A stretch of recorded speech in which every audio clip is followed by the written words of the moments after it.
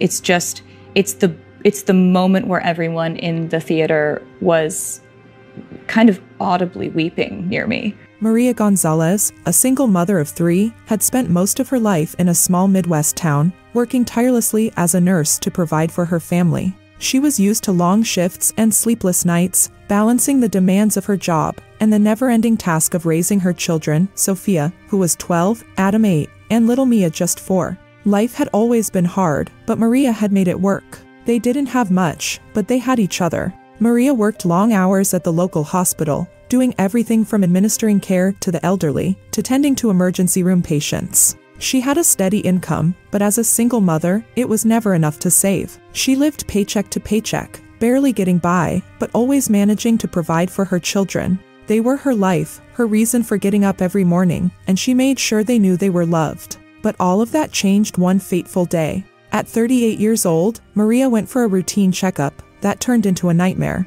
The doctor's face was grim when he entered the room. The words terminal cancer hung in the air, thick and suffocating. She had been experiencing symptoms for months, but she had attributed them to stress and fatigue. Now, the truth was out. The cancer had spread, and the prognosis was clear. A few months, maybe a year, the doctor said. It felt like the world had come crashing down on her. She had no insurance. The treatments would be expensive. Her children, so young, were about to lose their mother, and she had no way of preparing them for that. Maria fought back tears, but she kept her composure. She couldn't let her children see her weak. She needed to fight for them, even if it was a fight she couldn't win. At home, she sat in the living room, watching Sophia, Adam, and Mia play. They were unaware of the storm that was about to hit their lives. Every smile, every laugh, was a reminder of what she had to lose. Maria knew her time was running out, but all she could think about was making sure her children would be okay after she was gone.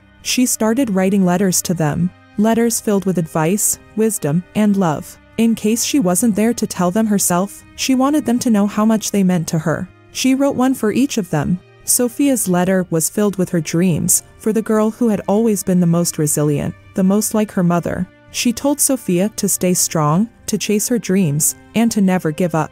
Sophia had always been Maria's rock. At only 12 years old, she had a maturity that went beyond her years. She took after her mother in many ways. She was independent, strong-willed, and like her mother, had a deep love for music. Taylor Swift had been a constant companion in Sophia's life. Sophia listened to Taylor's songs whenever she felt overwhelmed or when things seemed impossible. As Maria's health declined, she found herself listening to the same songs that had once provided solace. The music became a way for her to hold on to the small moments she could. But now, with her time running out, it wasn't enough. Maria tried everything she could think of to prolong her life. She applied for grants, sold some of her belongings, anything she could do to get the treatment she needed. But the bills continued to pile up, and no matter how hard she worked, there was no escaping the crushing weight of her diagnosis. Her hope began to fade. It wasn't just about her anymore. It was about Sophia, Adam, and little Mia. How would they manage without her?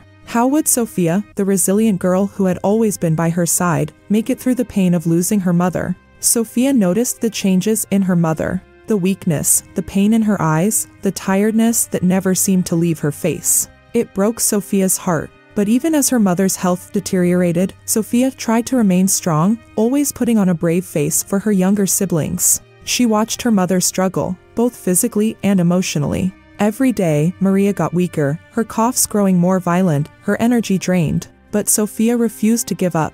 She found solace in Taylor's music, just as she had done when she was younger. She knew her mother loved Taylor Swift too. And in the darkness of those sleepless nights, Sophia felt a glimmer of hope. Maybe, just maybe, someone out there could help. Sophia decided to write to Taylor. She wasn't sure if the letter would ever be read, but she had to try. In the letter, she told Taylor about her mother's battle with cancer, their financial struggles, and how Taylor's music had given them the strength to keep going. Sophia poured her heart into the letter, sharing how much it would mean to her mother to be able to see Taylor live just once. It wasn't just about the concert tickets. It was about showing her mother that someone cared, that she wasn't alone in this fight. Days turned into weeks, and the family's situation only worsened. But then, one evening, Sophia received an email. It was from Taylor Swift's team. They had read her letter and Taylor wanted to help. At first, Sophia thought it was a joke. But as she read the message again, she realized it was real. Taylor Swift had arranged for Maria's medical bills to be paid in full, and not just that, she had set up a scholarship fund for Sophia and her younger siblings to ensure they could attend college and have a brighter future. It felt like a miracle. The weight of the world had been lifted from Sophia's shoulders. She shared the news with her mother, who could barely believe it. For the first time in months, Maria smiled. The relief was overwhelming. Taylor Swift, someone Maria had never met, but whose music had touched her deeply, had changed their lives forever. But the surprise didn't stop there. As Maria's condition improved slightly, Taylor Swift's team contacted Sophia again. They invited the family to attend one of Taylor's concerts, where Taylor would personally meet them. It was an offer that felt like a dream, one that would finally make all of their struggles worthwhile. Maria and her children were overjoyed. The concert was supposed to be a symbol of everything they had fought for. But as the day of the concert drew closer, Maria's health deteriorated again. She became weaker, her breath more labored. And just as they prepared to go to the concert, the unthinkable happened. Maria's condition worsened drastically. She was too weak to attend. The concert that had once felt so close now seemed like an unreachable dream. Sophia, torn between staying with her mother and going to see Taylor, was devastated. The concert that was meant to bring them joy, to make all their pain worth it, had turned into another painful reminder of how fragile their time together was.